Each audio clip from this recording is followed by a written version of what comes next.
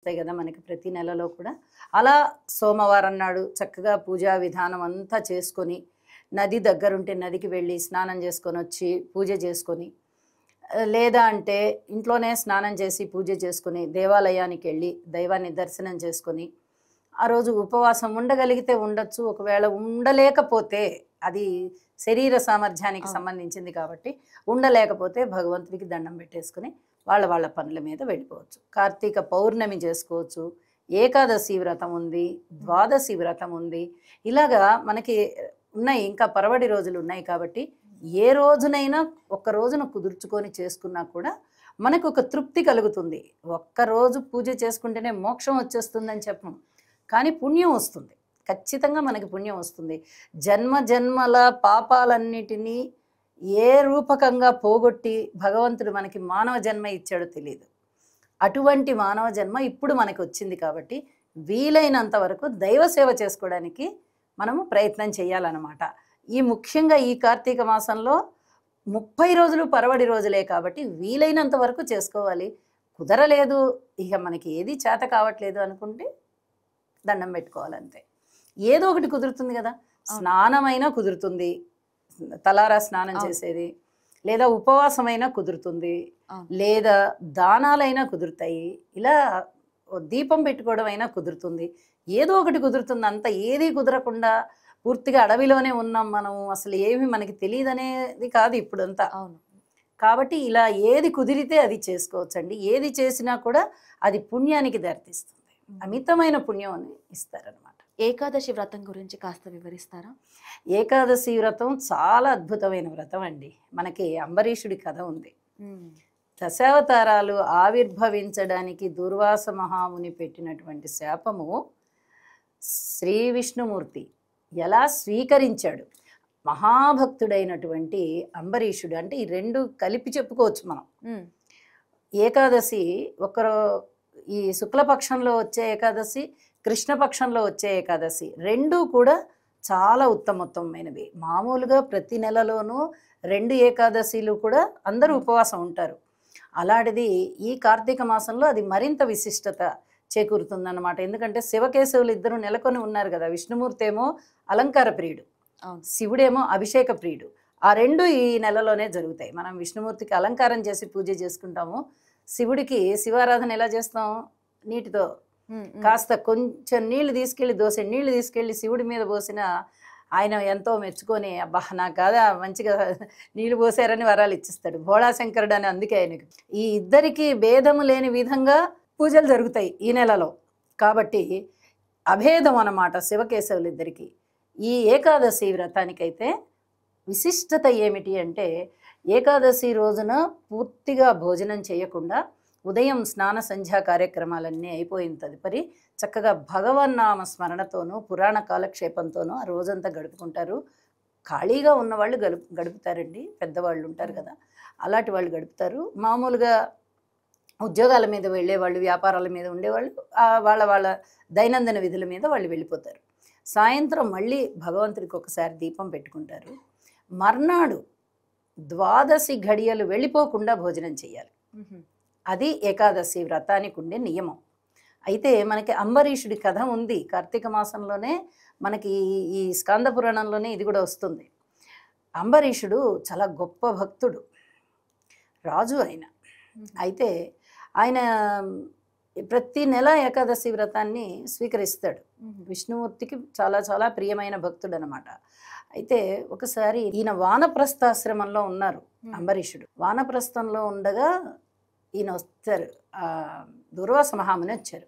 వచ్చేటప్పటికి అబ్బా అనుకోని విధంగా వచ్చిన వాళ్ళే కదా అతిథులు. అవును. కాబట్టి స్వామి మీ రాక మాకు ఎంతో ఆనందం కలిగిందని అర్ఘ్యపాద్యాదులు ఇచ్చి గౌరవించి దుర్వాస మహామునిని భోజనం, ఏకాదశి తిథి అందరూ వాళ్ళు కూడా ఉంటారు కదా మునులందరూ కూడా, కాబట్టి ద్వాదశిలో మనం భోజనం చేద్దామని చెప్పి, స్వామి మా ఆతిథ్యం స్వీకరించండి అంటే, అలాగే నదికి వెళ్ళి స్నానం చేసుకొని వస్తానని చెప్పి నదికి వెళ్తాడు దుర్వాస మహాముని. తన శిష్య సమేతంగా వచ్చాడు. పరీక్ష అన్నమాట భక్తులకి. భక్తుల యొక్క భక్తి ప్రపంచానికి విశదం అవడానికి కూడా ఇలాంటి పరీక్షలు జరుగుతుంటాయి. అంటే వాళ్ళు ఎంత గొప్ప భక్తులు ప్రపంచానికి కూడా తెలియాలి కదండి. అందువల్ల కూడా ఇలాంటి పరీక్షలు అనమాట. అయ్యేటప్పటికి శిష్య సమేతంగా స్నానానికి వెళ్ళారు. ఎంతకి రారు తిరిగి. ద్వాదశి కూడా వెళ్ళిపోతోంది. ద్వాదశికి పారణ చేసుకోవాలి, ఎంతో అంతో భోజనం చేసేయాలి. ఈయన రావట్లేదే అని పాపం అంబరీషుడు ఎంతో మదన పడుతూ ఏం చేస్తే బాగుంటుంది అని ఆలోచించి తన దగ్గర పండితులు ఉంటారు కదా, వాళ్ళతో సంప్రదిస్తాడు. ఏం చేయమంటారు నన్ను అని. రాజా, మీకు మేము చెప్పదగ్గ వాళ్ళమా? అటుపక్క చూస్తే దూర్వాస మహాముని కోపం వచ్చిందంటే ఆయన ఏం చేస్తారో శాపం పెట్టేస్తారు. ఇటుపక్క చూస్తే ద్వాదశి వెళ్ళిపోయే ఘడియలు వచ్చేస్తున్నాయి. విష్ణుమూర్తి పట్ల అపచారం చేసిన వారు అవుతాం. కాబట్టి మీరు తులసి తీర్థం తీసుకున్నట్టయితే అది భోజనంతో సమానం. కాబట్టి తులసి తీర్థం తీసుకోండి అని చెప్తారు. రాజు కూడా అదే ఆలోచిస్తాడు. తులసి తీర్థం తీసుకున్నట్టయితే అటు భోజనం చేసినట్టు కాదు, ఇటు కొద్దిగా నోట్లోకి తులసి తీర్థం తీసుకున్నాం కాబట్టి ఇంతో అంతో ఆహారం నోట్లోకి వెళ్ళింది కదా, విష్ణుమూర్తి పట్ల అపచారం చేసినట్లుగా కూడా అవ్వదు. ఈ పని చేద్దాము అని చెప్పి పాపం ఆయన పారణ చేస్తాడు. ఆ చేస్తుండగానే దుర్వాస మహాముని మళ్ళీ శిష్యులతో వచ్చేసి ఈ సంఘటనని చూస్తాడు. ఈ దృశ్యాన్ని ఈయన పారణ చేస్తున్నాడు. అతిథిని ఇంట్లో పెట్టుకొని అతిథి కోసం చూడకుండా, అంటే ఇంట్లో పెట్టుకుని అంటే స్నానానికి వెళ్ళి వచ్చినప్పటికీ ఆయన వచ్చి ఉన్నారు కదా, నువ్వు స్నానానికి వెళ్ళి వచ్చిన వాడిని నువ్వు గౌరవించలేదు. ఇప్పటి వరకు అతిథి కోసం వేచి ఉండకుండా నీ మానాన్ని నువ్వు పారణ చేసేస్తున్నావు అని చెప్పి చాలా ఉగ్రుడవుతాడు. ఉగ్రుడయ్యి శపిస్తాడనమాట. జలంలో తిరిగే చేపవిక, బురదలో తిరిగేటటువంటి పందివిక, అలాగే నీళ్లలో ఉండేటటువంటి తాబేలువిక, చిన్న రూపంతో వామనుడివవు. చిన్న రూపమే నీది, ఎక్కువ రూపము ఆకారం పెరగకుండా అట్లాంటి వాడి అవ్వాలి.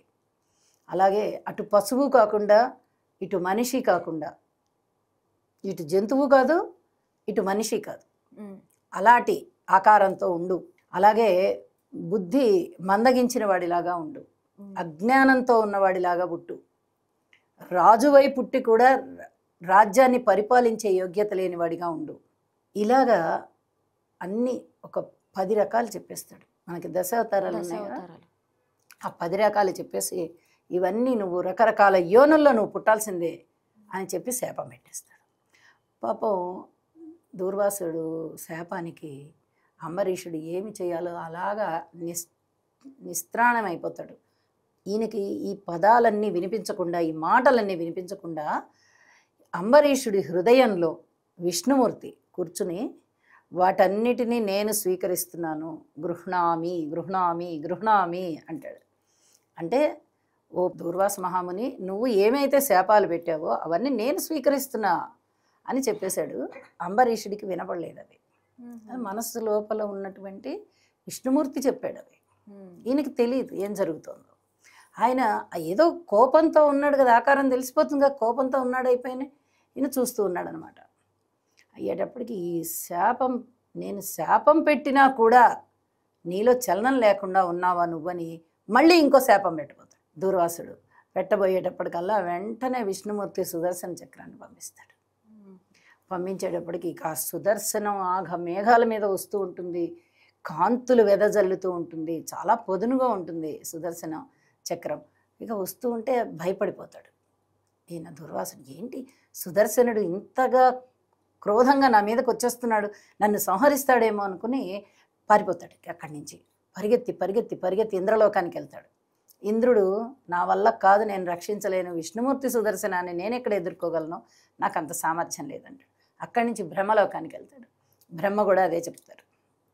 చతుర్ముఖ బ్రహ్మగారు చెప్తారు, ఎవరి వల్ల కాదు ఆ సుదర్శనాన్ని ఎదుర్కోవడం, నువ్వేదో తప్పు చేసావు, వెళ్ళి శ్రీహరి కాళ్ళ మీద పడు. కైలాసానికి వెళ్తాడు. కైలాసానికి వెళ్ళేటప్పుడు కైలాసంలో పరమశివుడు కూడా అదే చెప్తాడు, సుదర్శనం వస్తూ ఉంటే నేనెక్కడ దాన్ని ఎదుర్కోగలనయ్యా, నువ్వు వెళ్ళి విష్ణుమూర్తి పాదాల మీద పడు, నువ్వు ఏదో తప్పు చేసావు, వెళ్ళిపడు అంటారు. అనేటప్పటికి ఇంకా దిక్కు లేదు, వెళ్ళి వైకుంఠంలో విష్ణుమూర్తి పాదాల మీద పడతాడు. పాదాల మీద పడితే అభం శుభం తెలియని అంబరీషుడికి నువ్వు ఇంత పెద్ద శాపం పెడతావా, ఆయన ఏకాదశి వ్రతాన్ని ఎంతో